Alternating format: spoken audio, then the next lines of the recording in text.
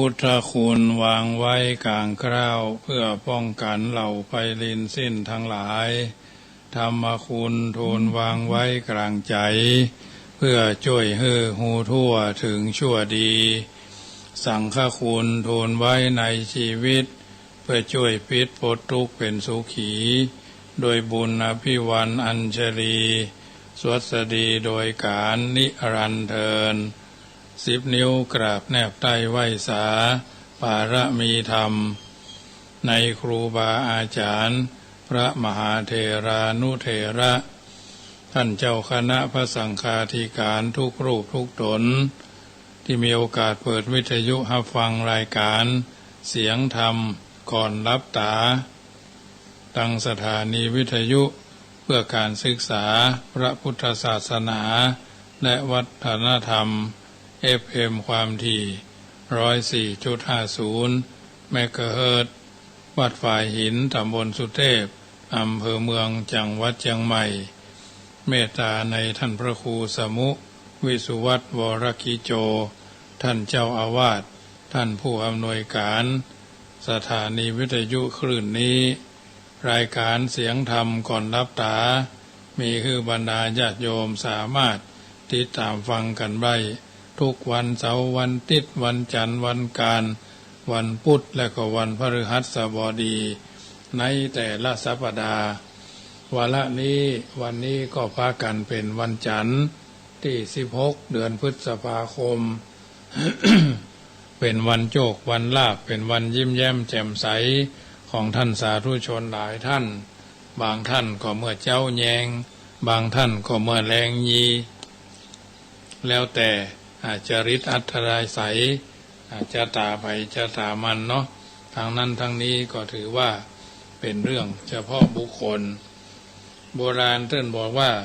ฟ้าห้องดังแต้จึงบ่มีฝนลมพัดวนไม้หล่นเหลือก้านฟ้าเงียบบ่ดังระวังผ่าบ้านระวังฝาบ้านลมจั่งปาปาน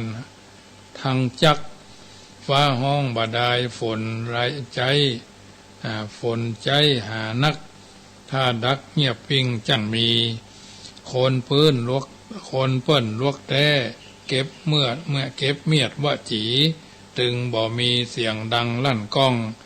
ฟ้าเงียบสงบฟังเขียมจ้องฝนจักหลังนองตัวพื้นบางคนเสียงดังเพื่อหวังคึกครื่นบ่น่ากลัวสักเท่าใดถ้าดังอวดตาหน้าลบหนีไกลระวังเป็นภัยเข้าใกล้จังยุ่งญาติโยมท่านผู้ฟังทั้งหลายเฮือนอาศัยเสาเอาไว้ช่วยกำยิ่งหลายเสาซ้ำทำเฮือนแข็งเกหาเฮือนนี้ที่เฮาสร้างแฝงฝากผาดตรงแวงแต่งเฮือนกว้างฐานฮับเฮือนดีที่จ้างก่อสร้างมงคลเสานางจัดไว้เสาบริวารสำคัญแต่ไสช่วยกำได้มั่นคงก่อนจักขั้วไม้ใส่เต้าแป่งตงเอาเสาไม้ลงปักไว้เป็นถ้อยลดลั่นกันไปเสาใหญ่เสาน้อยตัวเฮือนก็พลอยมั่นแต่เฮือนบ่ลายเสาจังเอาบะแปแอนแเฮือนปังคนหลายดีแต่แน่นอนสัจจังจักมีพลังสร้างงานตัวหน้าคนเดียวจักนักบางครั้งเกือบบ้าเพราะขาดคนมาช่วยกำยิ่งหลายยิ่งดีมีประโยชน์ล้ำกำคนละห้อยทุ่นแรงเฮือนมากเสากำซ้ำช่วยแข็งยึดตรงยึดแวงช่วยแข็งได้อันนี้กรรมบ่เก่าท่านว่าเอาไว้ก็ก่อนใกล้มาสาธกยกคือบรรดาญาติโยมได้ฟังวันนี้คณะศรัทธาวัดเจ็ดลินนำโดยท่านอาจารย์ท่านพระมหาพิษณุมาร่วมทำบุญค่าน้ำค่าไฟที่วัดจังกำ200 บาทแม่แสงสุธิวงศ์สันทรายแม่ย่อยร่วมทำบุญแถม150 บาท ก็อนุโมทนาเนอะโยมแม่4,000ป่าใหม่รวมเป็นเจ้าผ้าปังสกุลงานส่งน้ำ200 บาทแม่วิดีกองตองกายเอาผ้าปังสกุล1 ผืนขันเข้า2 ขันแม่จันสอนสังฆทาน1 ชุดผ้าปังสกุล1 ผืนอันนี้ส่วนของพี่น้องเจดีย์3 ยอดพี่น้องบ้านเราพระเจ้าตาเขียวเนาะอันนี้ก็หลายท่านที่เพิ่นร่วมทำบุญกันมางานส่งน้ำพระธาตุเจดีย์อาทิบุรพาจารย์วันที่8 เดือนหน้าซึ่งจะเป็นงานประจำปีของวัดยางกำเมื่อค่ำยามแรงของวันนี้อาตมาภาพมาได้นำพาญาติโยมสวดมนต์เพราะว่าจัดรายการมาเต็มชั่วโมงวันนี้นะเพราะว่าประมาณ35-40 นาทีก็จะเดินทางไปเทศนาธรรมงานบำเพ็ญกุศลศพวันนี้คืนวันที่16คืนวันที่17ของงานบำเพ็ญกุศลศพป่อนนใจยศน่านอันนี้ก็บ้านเดียวกันนะห่างกันประมาณสัก300-400 เมตรเนี่ยอันนี้ก็เป็นงานศพที่เกิดขึ้นในหมู่บ้านป่ามุนก็จะอู้เรื่องของธรรมะเป็นปฏิพรคือบรรดาญาติโยมเนาะก่อนจะได้นำรายการจากท่านไปผู้เอิญเจริญพรมาถึงเรื่องของชีวิตความเป็นอยู่หลายสไตล์ค่ำคืนวันนี้เป็นค่ำคืนของวันจันทร์ที่16เนาะที่เราท่านทั้งหลายได้ร่วมกันมาหลายวันที่ผ่านมาวันที่13ก็มาได้จัดรายการวิทยุก่อนนั้นทำ2 วันก็รายการวิทยุมีคลื่นแทรกปรากฏว่าเพื่อนถ่ายทอดจากลำปางงานบำเพ็ญกุศลศพโยมแม่คำพันธ์สิทธิวงศ์อายุ83 ปีแม่ของท่านพระครูสมุวิสุวัตรเพิ่นก็ได้ทำการชาปนกิจศพไปเรียบร้อยอาตมาภาพกับท่านพระครูท่านพระสมุกิจนิทัศน์กิติโสภณเมธีอาจารย์เคและอาจารย์แดงประพันธ์จันทวีโรไปร่วมทำบุญโดยที่วัดปงใต้ตำบลปงยางคกอำเภอห้างชัดก็ไปกินไปทานร่วมกันไปท่านพระครูอภิวัฒนาวิกรมก็เป็นองค์เทศและคณะสงฆ์ทำบุญพระกสวดสียา วันที่14ก็เดินทางขึ้นดอยสุเทพเที่ยวขึ้นดอยตามหอยครูบาอาจารย์บัณฑิตนักปราชญ์กันปีที่500 ปลาย600 ปลายก็เดินทางขึ้นไปตั้งแต่4 โมงเมื่อแรงไปถึงพุ่นก็ประมาณ1:05 นาทีก็ถือว่าสบายตามสไตล์ไผ่สไตล์มันเนาะอันนี้ก็ไปด้วยกัน3-4-5 ตนวันที่15ต่อคืนนี้ก็ไปเทศนาธรรมงานบำเพ็ญกุศลศพอุทิศเป็นทักษิณาในหลวงพ่อท่านพระครูโกศลสังฆคุณบุญเพชรทิติโกโพธาอายุ75 ปีพรรษา54นวัดอดีตที่ปรึกษาเจ้าคณะตำบลบ่อแก้วอดีตเจ้าวาดวัดแม่ขานตำบลแม่สาบอำเภอสะเมิงเมตตาในท่านโยมแม่บุญนำทองเรื่อมบ้อมด้วยลูกเต้าเราล้านเสียสละปัจจัยบอกเพื่อนเจริญพรกันร่วมพันเป็นเจ้าภาพกันเทศพระธรรมเทศนาตะคืนก็เป็นที่เรียบร้อยถวายพักพืชพักส่วนครัวพักแปลงแต่งเต้าบะทัวบะเขือ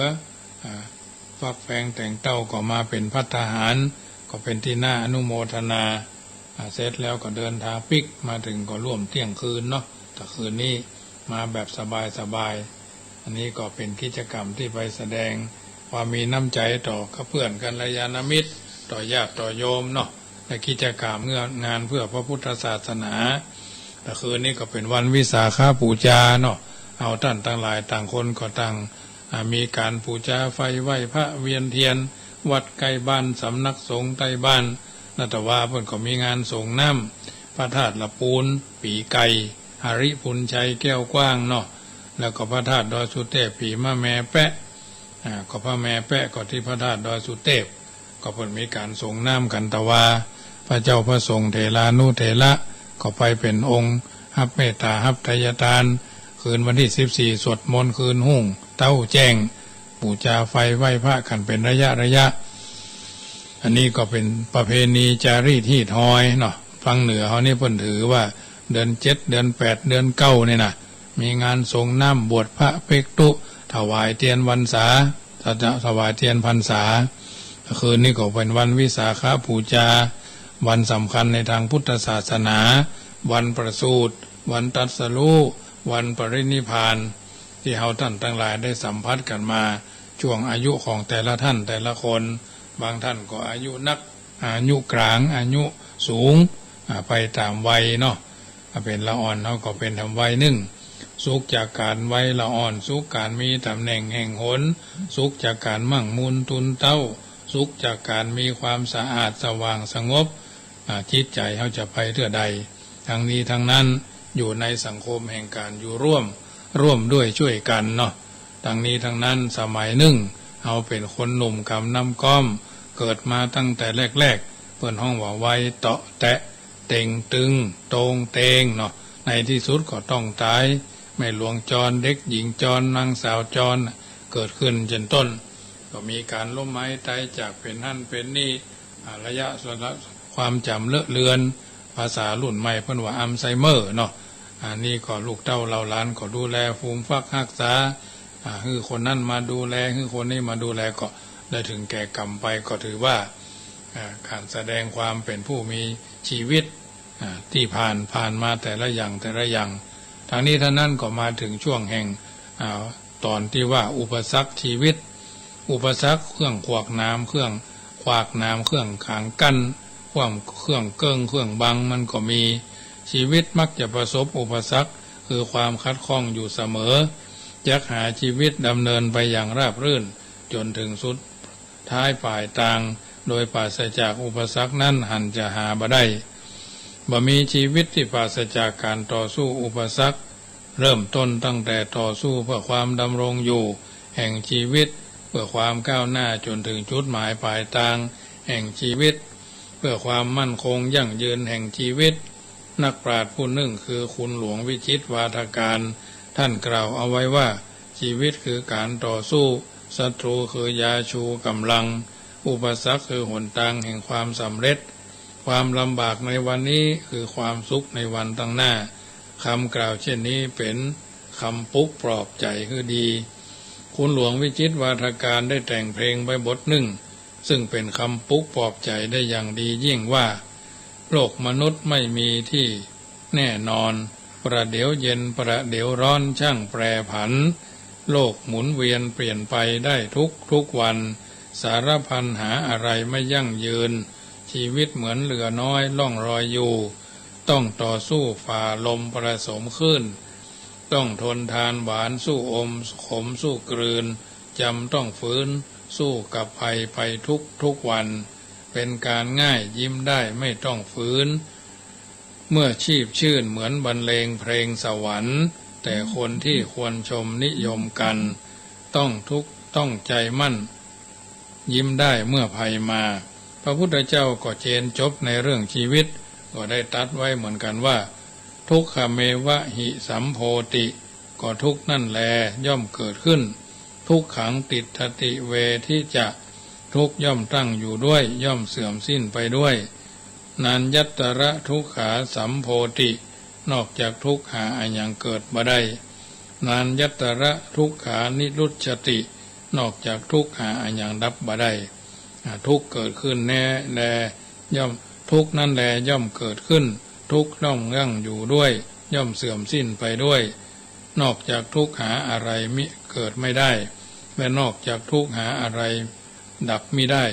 พุทธเจ้าทรงสอนเช่นนี้เพื่อเล็งหันว่าถ้ายังอยู่ในโลกตราบใดก็ยังบ่พ้นทุกข์ตราบนั้นเพราะโลกนี้เป็นโลกแห่งความทุกข์ที่อู้กันว่าโลกนี้สุขก็ทุกข์น้อยนั่นเองหาสุขที่แท้จริงไม่สุขที่แท้จริงนั้นต้องพ้นจากโลกนี้แล้วจึงจะได้ประสบซึ่งห้องกันว่าโลกุตระสุขบางท่านเข้าใจว่าพุทธเจ้าทรงพอโลกในแง่ร้ายเกินไปแต่ความจริงนั้นพระพุทธเจ้าไม่ได้ทรงพอโลกในแง่ร้ายเลยดังที่ตรัสว่าเอทะปัสสะทิมังโลกังสู่เจ้าจงมาดูโลกนี้จิตตังราชะระถูปมังอันตรการปานราชรส ยัตถาภาลาวิสีทันติผู้ซึ่งเขาพากันติดอยู่นัตถิสังโฆวิชานตังแต่ผู้รู้หาติดอยู่ไม่ก็การที่พุทธเจ้าตรัสว่าโลกนี้เป็นโลกแห่งความทุกข์นั้นพระองค์ทรงพอโลกในแง่ของความจริงเมื่อโลกเป็นทุกข์พระองค์ก็ตรัสว่าเป็นทุกข์เพื่อให้ทุกคนทราบความจริงของโลกว่าเป็นอย่างบัดแน่เป็นอย่างใดแน่เพื่อประสบทุกข์จะได้ถือว่าเป็นเรื่องธรรมดาเพราะว่าเมื่ออยู่ในโลกมันก็ต้องเป็นทุกข์เป็นเหตุให้เกิดความเข้มแข็งบ่อ่อนแออุปสรรคชีวิตที่สำคัญที่สุดไม่ใช่อื่นไกลได้แก่ตัวเฮาเองเป็นอุปสรรคของตัวเฮาเองแล้วแก้ยากที่สุดอุปสรรคที่ว่านี่ก็คือตัวเองบ่ทำตัวเป็นที่เพิ่งของตัวเองได้ติดคิดแต่จะเพิ่งคนอื่นอยู่ตลอดเวลาเช่นเป็นคนขี้ข้านเป็นคนอ่อนแอ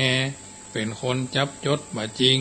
เป็นคนหยาบบ่รอบคอบเป็นต้นเป็นคนขี้ข้านเป็นคนอ่อนแอเป็นคนจับจดบ่แท้เป็นคนหยาบบ่รอบคอบเป็นต้นเมื่อเป็นเช่นนี้แล้ว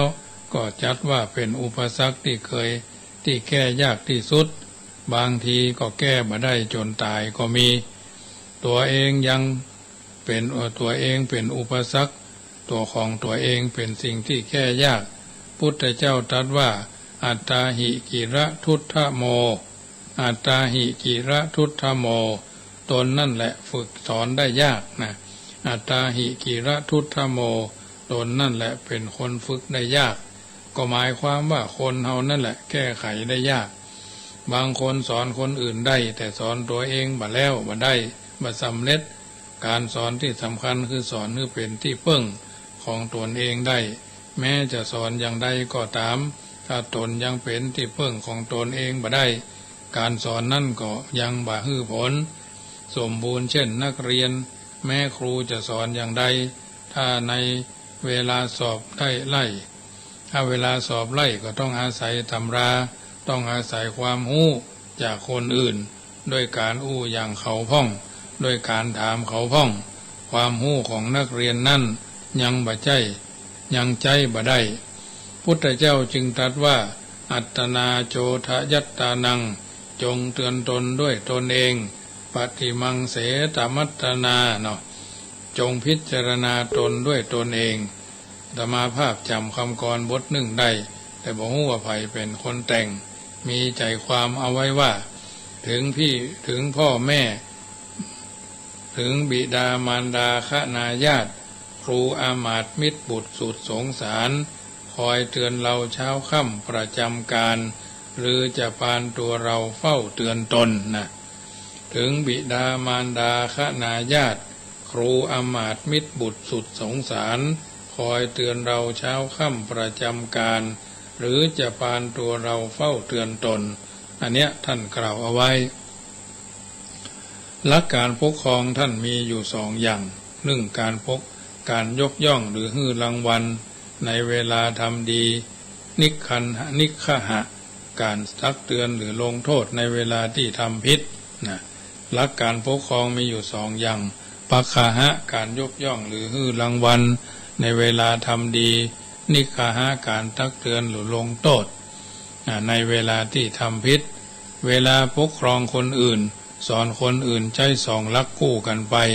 ถ้าทำดีก็ชมเชยเนาะฮือรางวัลถ้าทำชั่วก็ตีเตียนลงโทษแต่ถ้าปกครองตนเองส่วนมากก็ใช้แต่เพียงหลักเดียวคือชมเชยหรือฮือรางวัลแต่การตีเตียนหรือลงโทษตัวเองบ่ค่อยมีไผทำในเวลาคนอื่นเช่นนักเรียนทำผิดควรลงโทษครูสั่งให้ยืนหน้าชั้น10 นาทีหรือสั่งให้ทำความสะอาดโรงเรียนเรียกว่าทันตกรรมแต่ว่าถ้าเวลาครูทำผิดมีครูที่ไหนพ่องสั่งลงโทษตัวเองเช่นนั้นหรือเวลาลูกบ่าวลูกสาวทำผิดบิดามารดาก็ลงโทษอย่างนั้นอย่างนี้แต่เวลาพ่อแม่ทำผิดพ่องพ่อแม่ที่ไหนลงโทษตัวเองเช่นบุตรทำผิดความจริงนั่นถ้าผู้ใหญ่ทำผิดเช่นละอ่อนสมควรลงโทษมากกว่าละอ่อน เพราะเป็นผู้รู้ดีแล้ว แต่บ่มีผู้ใหญ่ที่ไหนลงโทษตัวเองเช่นนั้นนอกจากจะบ่ยอมลงโทษในตัวเองแล้วก็ยังบ่ยอมรับผิดกลับปฏิเสธประพฤติทำผิดพยายามแก้ต่างๆนานาเพราะฉะนั้นในค่ำคืนของวันนี้อาตมาภาพพระมหาประสิทธิธรรมาภินันโทได้สาธุยกเอาอัตถธรรมคำสอนในทางพระพุทธศาสนามาเป็นปฏิพรให้บรรดาญาติโยมได้ยินได้ฟังคงจะออกรายการวันนี้คงอยู่ได้จัดรายการเต็มชั่วโมงเพราะว่าญาติโยมก็นิมนต์ไปเทศนาธรรมก็เป็นการประคับประคองช่วยเหลือจุนเจือกันในการฟังน้ำฟังธรรมเป็นลำดับไปก็จะขอนำรายการจากท่านไปก่อนวันนี้ก็ดีพรุ่งนี้ก็ดีวันฮือก็ดี3 วันรวดนี่ก็คงบัดเต็มชั่วโมงเนาะประมาณเกินชั่วโมงหรือ45 นาทีเป็นเวลาโดยประมาณเพราะฉะนั้นญาติโยมสาธุชนท่านผู้ฟังทั้งหลายบัณฑิตชนท่านกล่าวเอาไว้ว่าวัจนังก้อยฟังเตอะไทยจักขอก้อนไก่ไข่ข้อสังกามนุษย์เอานี้มีมากนำหนาแตกต่างกันนาภาษาคำอู้มีจิตวิญญาณเหมือนกันจู้ผู้ทั้งไอและอยู่แขกเจ๊กได้เอากำเนิดเกิดมาแต่เล็กจากเด็กเริ่มต้นเดิมทีพดออกจากต้องเสื้อผ้าบ่มีแต่ของดีชี้บอกเพศฮือวัยเจริญวัยต้นมีคนพ่อยื้อเลี้ยงมาด้วยมือบ่ละศึกษาเล่าเรียนเพียรกล้ามานะจนสำเร็จได้ปริญญาการงานเป็นหลักจากการศึกษาสามีภรรยาว่าเป็นกู้หั่นแต่ว่าชั่วดีนั้นมีขอบขั้นยึดดีสำคัญฮือนักแต่เท่าที่หันมันนั่นมันจังมักชอบหันแก่ได้โลภมีนักมากแล้วบอกแค้วทำกรรมมืดบอดมัวดำทำพิษแบบเบาลบล้างศีลธรรมห่างกรรมพระเจ้าลงตัวมัวเมาเลิศล้นกิเลสเต็กเต็งข่มเหงหนีบย่นบ่ดีบ่กุ้มสักกรรมอยากได้สัพพะบ่ละเรื่องกรรม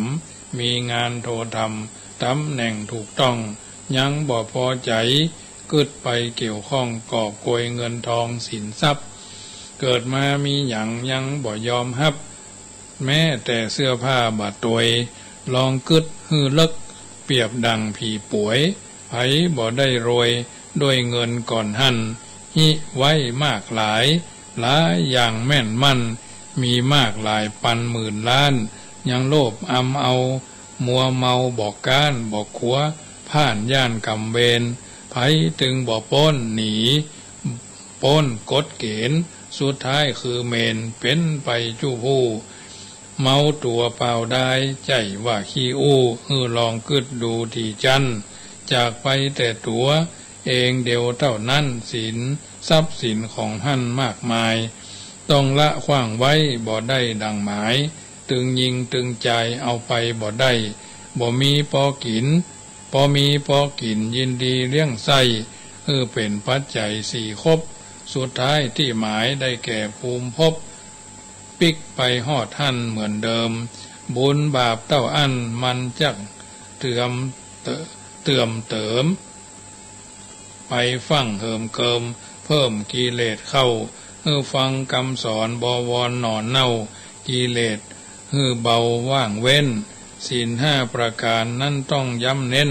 คือหนทางเส้นปลอดภัยขอวอนใยข้าวไว้เต้านี้ก่อนและนายเอ๋ยค่ำคืนวันนี้รายการเสียงธรรมก่อนลับตาอัตมภาพพระมหาประสิทธิ์ธรรมาภินันโทจะขอนำรายการจากท่านไปก่อนติดศาสนกิจจะเดินทางไปเทศนาธรรม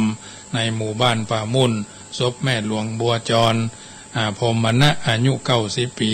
คืนวันพรุ่งนี้ก็แถมศพ1ปรากฏมีการเกิดตายเกิดขึ้นในหมู่บ้านในนามของเจ้าอาวาสในนามของเจ้าอธิการเป็นสรณะเป็นที่พึ่งของศรัทธาประชาชน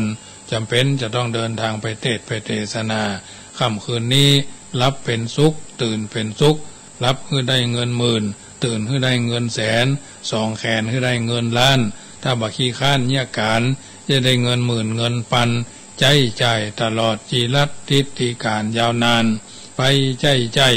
พุทโธบังซ้ายธัมโมบังขวาสังโฆบังกายาอะระหังบังเกสาอะระหังพุทโธนะโมพุทธายะ